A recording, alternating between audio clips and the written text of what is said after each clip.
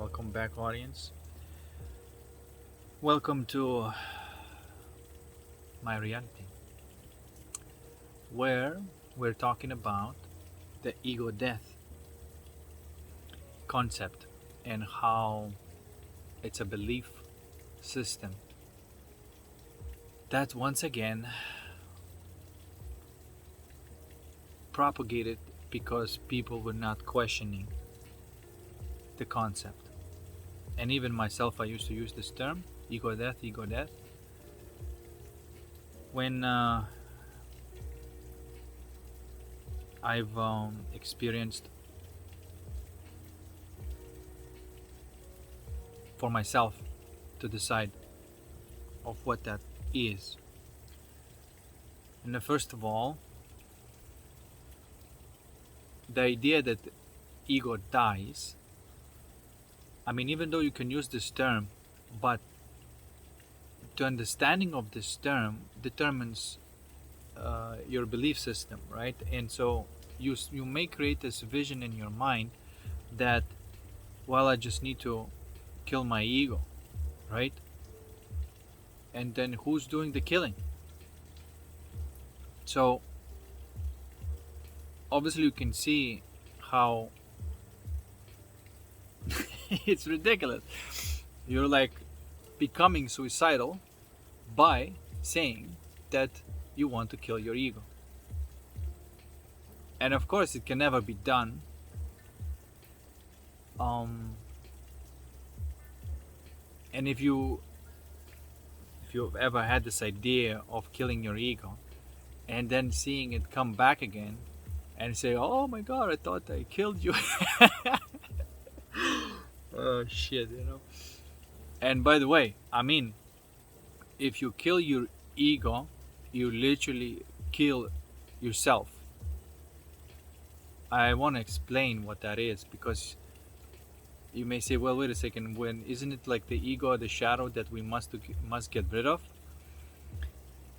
Not exactly. First of all, ego or any kind of concept, any kind of formation of any kind of energy cannot be destroyed. It's just a law of physics and a law of consciousness. It cannot be destroyed. It can only take another form. Okay? So, you may question this idea of like, so why do we even develop an ego? And the ego development happens when we are using intellect in order to attempt in resolving emotional issues, right? And so then we create rules, policies, policies, in order not to really not to face it. You see what I'm saying? We develop these shielding mechanisms in our mind, these belief systems that protects us from the feeling that we don't want to feel. It does not resolve the situation. It just creates a pacifying type of structure in your mind, and so it's not a solution. It's a coping mechanism, and all belief systems, all ego is a coping mechanism. Okay, but then you may ask us, why do we do this? Why do we develop this ego if it's not necessary? Why don't we directly just know how life works and not to use our intellect in resolve the situations and just use our um, heart and heart? Basically, heart contains or has the faculty of courage and surrender. It's nothing to do with the mind. And so if you have a courage to face what is and surrender to what is, you immediately automatically transmute that energy that was there that did not feel good into something, because it didn't feel good because it was something that is not corresponding to your belief system. So you fuse it into the truth. Okay, and now the truth is with you.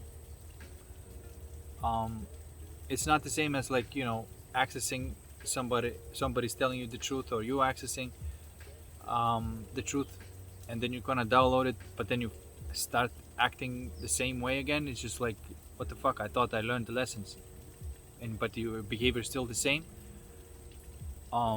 It's because the what's the missing ingredient is that transmutation.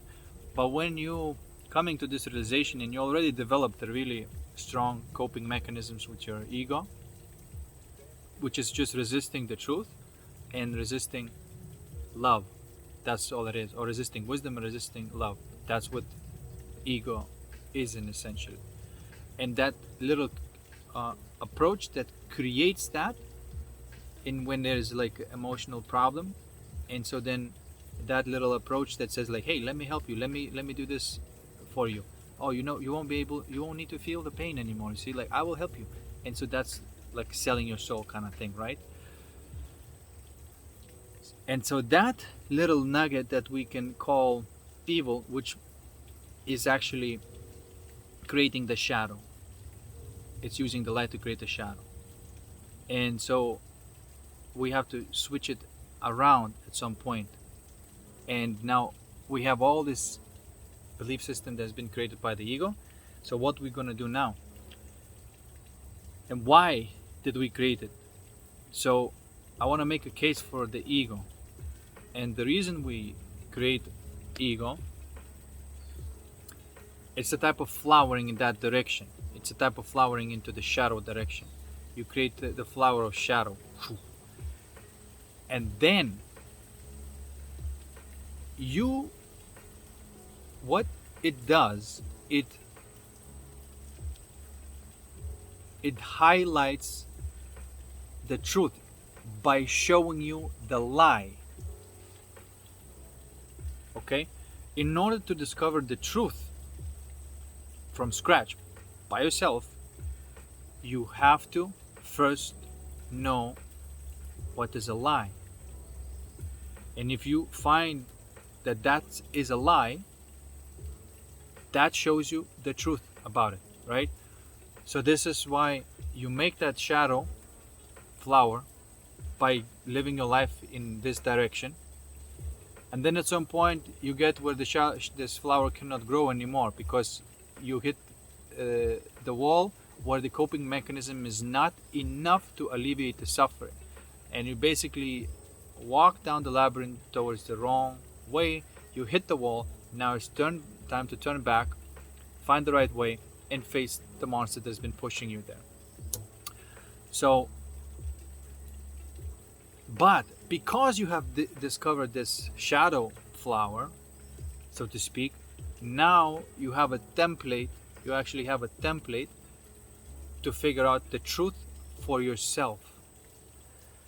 And so some time ago I said that the secret ego desire is to become a soul. It's a little bit of a different concept of what people say, that we are a soul and then we come in the human body, and then once the body goes away, then we're back in our soul again, and that soul is, like apparently is something that is real you. But I'm saying that you have to create your soul. You have to create your soul. And that's all the books that speak about immortality, alchemy. They speak about this process. It's that you created the personality, you created the coping mechanisms that is basically was based on lies. And then you, by using the heart, when you start now, every single lie that you have built, you find the truth about this. And how do you find the truth about this? The closest thing that feels like love and bliss and all the flavors of that is true. This is how you change your axiom of values. Not what other people say, not outside of you. You start changing to internal guide. And you can even see something happening and that doesn't feel good to you, and you can feel, what would feel good to me? And then you find that, and that's the truth. You see what I mean? That the person came up to you with a lie and maybe said something that um, uh, like insulting or whatever, and um, and that did not feel good, you can go onto the other side. First of all, if it does not feel good, there's a trigger. Now it's beautiful opportunity to find that trigger and go into that trigger and find the good side of it. You find the good side of it. It's like, oh, because this feels like that, what's the other side of it? You find the other side of it. This feels fucking amazing. Okay, how does that look like? And then you can recreate the scene that you didn't like into the scene that you do like, and that is true. Not what happened in front of your eyes, but what you reimagined and what like uh, felt like love and truth in your imagination. You may say like, well, aren't you being a little bit like delusional? I think it's the opposite. I think um, you'll find that maybe in another scenario, maybe even the same person will act with you in a way that you felt to be true inside you. Okay, it's really shifting, and right now when we live in a world where you don't know what's fucking true, there's a very strong pressure at to push you inside and figure out what true is inside of you, and the way you do it is through the emotions and triggers that we call them triggers, right?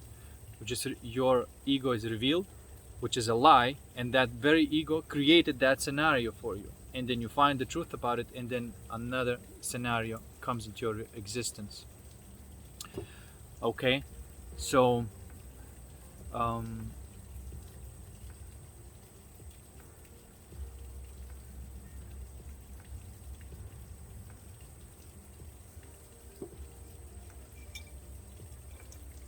so as you can see, there's nothing is dying. Ego by definition, eh, ego by definition is mechanical. It does have a program. It does have beliefs. It says things. You know, it believes it's real, and it says things. But if you understand that it's just a programmed lie, and it's a program, it's a mechanical thing. You don't give it a life to it.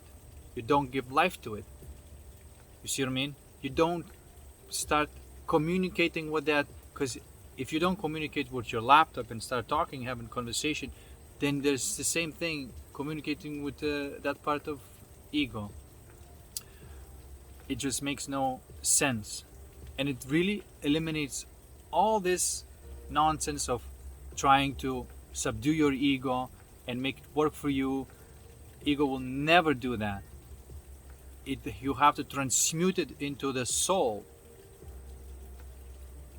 for your mind to be your servant. You see, because soul also contains that individual mind, and if that individual mind corresponds to your higher mind, it has a type of like um, connection, um, and so now you have a soul that is with the mind that is your servant. You see, if we are defining ego in this way, we have to say that by definition, if we define ego as something that is a lie, then of course its lie will never listen to you. Only when you transmute that energy into the soul, which is true, now then will listen to you, and of course, because like, oh, I now I feel what's true, because the lie was that something that feels bad is true, and now the truth is something that feels good is true. Okay,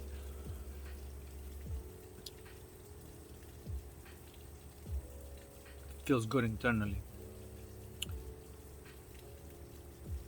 So as you can see, the benefit of developing your ego, and the bigger the ego you develop, the bigger potential for your soul. And as alchemists speak, the turning lead into gold. The thing is that you cannot create gold without lead. Okay, so if you can't create gold without lead, lead to you is gold, which means that every single ego belief system to you is gold now. It's another potential to transmute it into something awesome. You see, from the flower of knowledge, that shadow that we created, the ego, has a potential to be transformed in the flower of life. And then when you look at it that way, you're not fighting with it, you're not trying getting rid of it. You know that the purpose of it is a transmutation into a different form. And the only thing that I can do it is source, or the state of consciousness that is peace, stillness, love, innocence, whatever you want to call it, surrender. And in order to face that, you also need courage. And in Spanish, coraje, courage and corazon, it shows that the heart is the courage. It's not, the mind does not have a courage. And the mind does not have capacity to surrender as well. The mind can, if you have a very logical and sharp mind, can deduce it to the point where it can say, oh, I am limited in this matter. I surrender, basically, well, yeah, you give authority to something else. So in a way,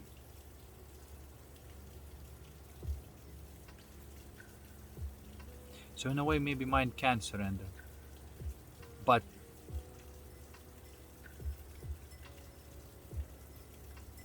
not every. I guess I should clarify it and say ego cannot surrender, not the mind, but the ego, because that part of the mind that will always resist, rather die than surrender. That's ego. But the other part of the mind that has a capacity to surrender, which is much more intelligent, much more intellectual as well, can surrender. So anyway,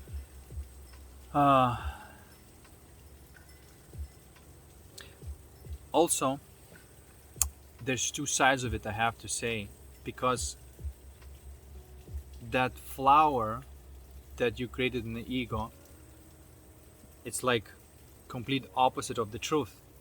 So where it's supposed to be the openness, there is a boundary. Where it's supposed to be the boundary, there is openness. You see? And so as you are doing, facing life, right? Because you not really need to do anything. You don't do it deliberately, like, oh, now I'm going to go do healing. No, it just happens. It just comes. Life happens. Trigger comes up. You have to face it. You know, it's just the way you start living life. That's all. And if you start living life, you start transmuting all your ego into the soul. You start creating a being that is individual, that has all the capacity, sense of humor, you know, proclivities, everything, but no lies anymore.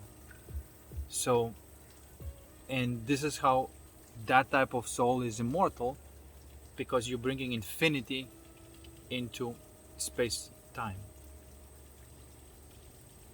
through that process, okay? And so, of course, as you can see, you will need sometimes surrender, sometimes courage. You have to discover either divine openness or divine boundaries, okay? Because ego openness and ego boundaries are wrong. These are shadows. So,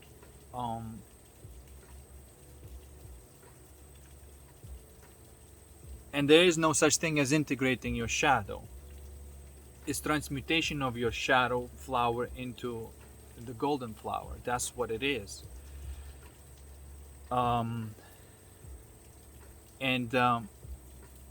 shadow is, like I said, the openness and the boundary in the wrong position.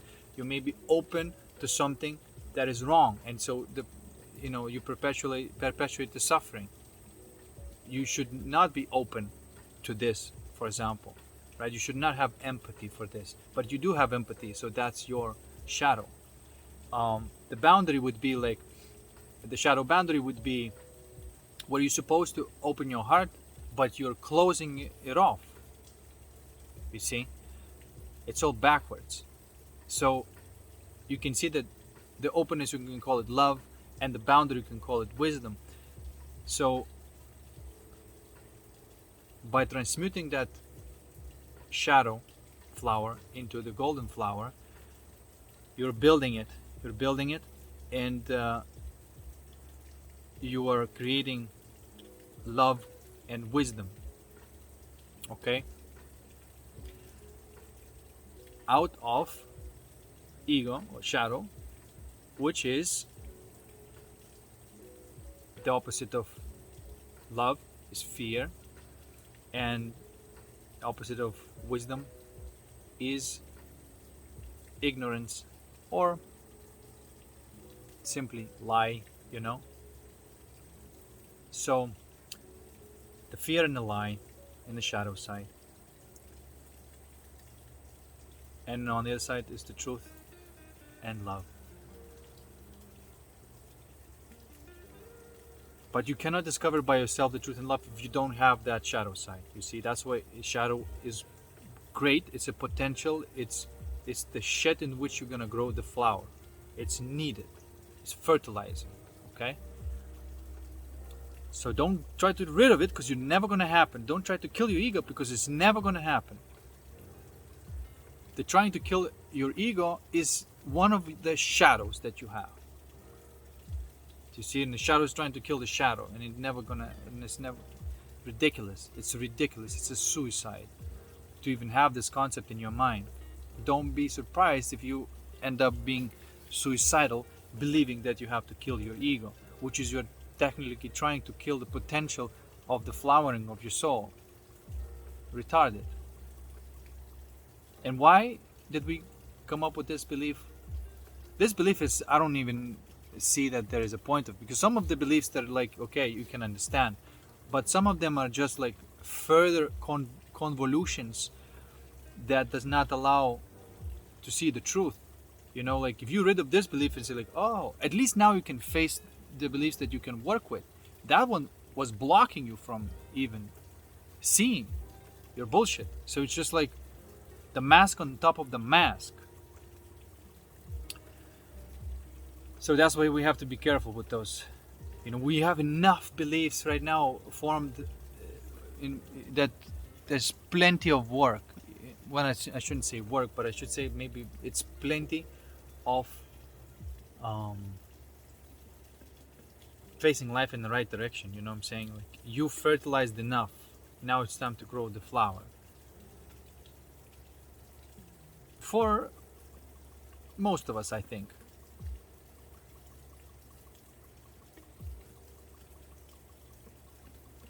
Because when you go to the depths of pain and suffering, where it doesn't seem like you can go any further, rock bottom, then of course it's a sign that, all right, you gotta start living a life in the right way. Not that that was wrong, developing that whole shadow.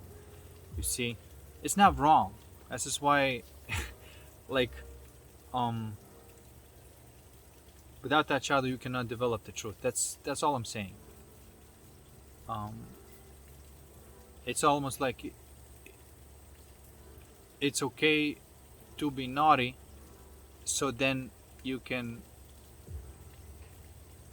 find what it's like to be good.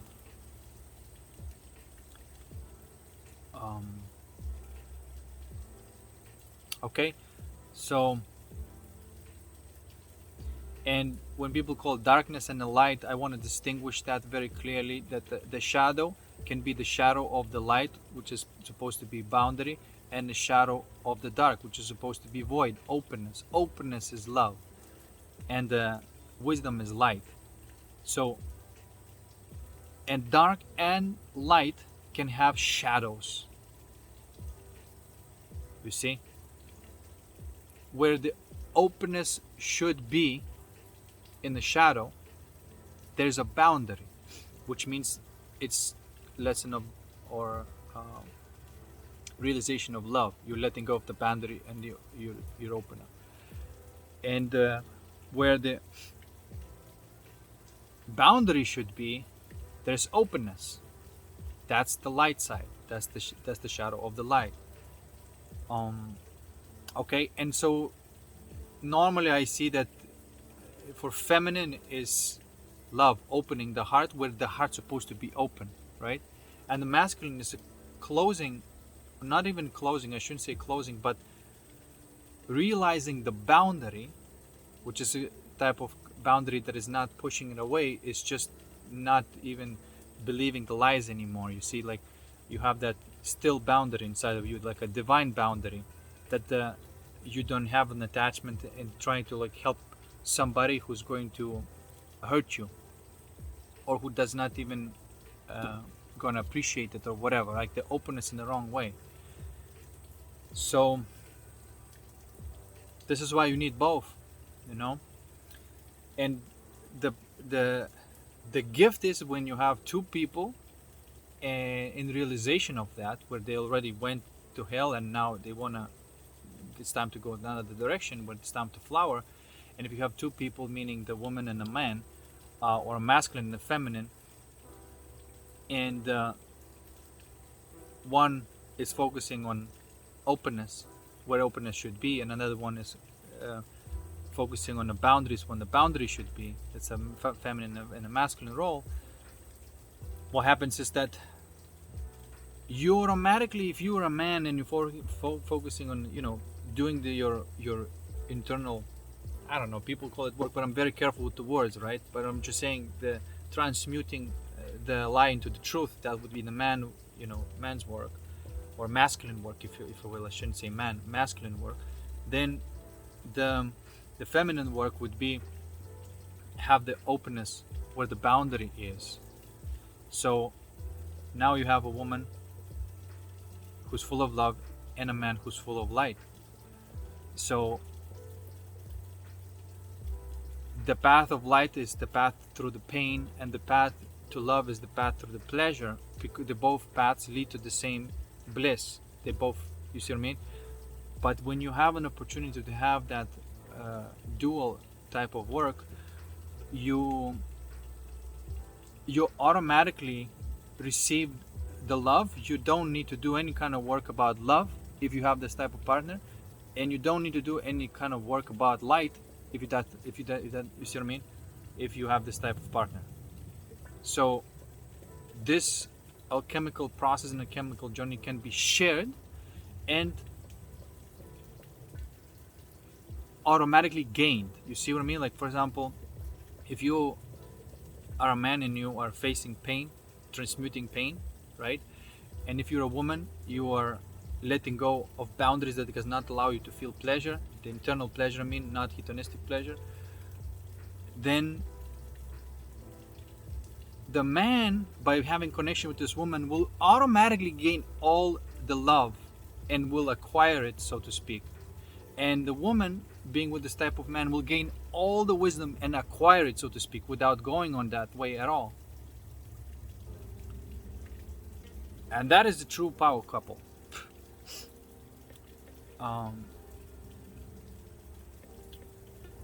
But if you're not in type of dynamic, you then may need to do both and do your own work on both ends.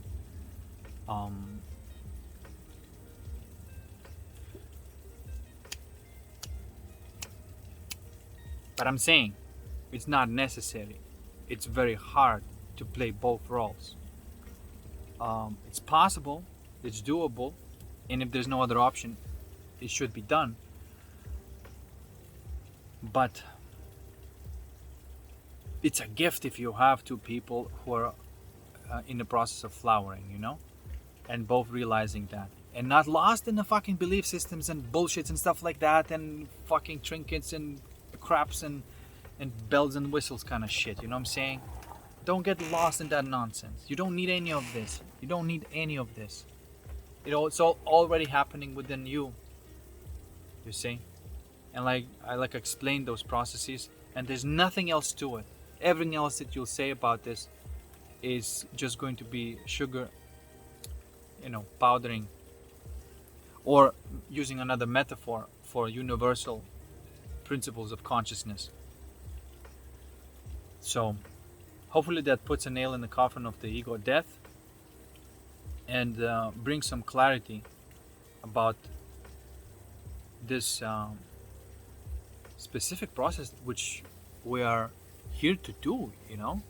If people ask, if you have any kind of questions, what the hell am I doing, that is what you're doing here. That's what you're going to keep after this life is done. Everything else you're gonna have to let go. If your flower is flowering, then all the materials can take any shape that the preference that you want, but there is no attachment to it. It's just because the next form is going to be awesome as well. Anyway, that's enough. 30 minutes. Thank you for watching, and I'll see you in the next one.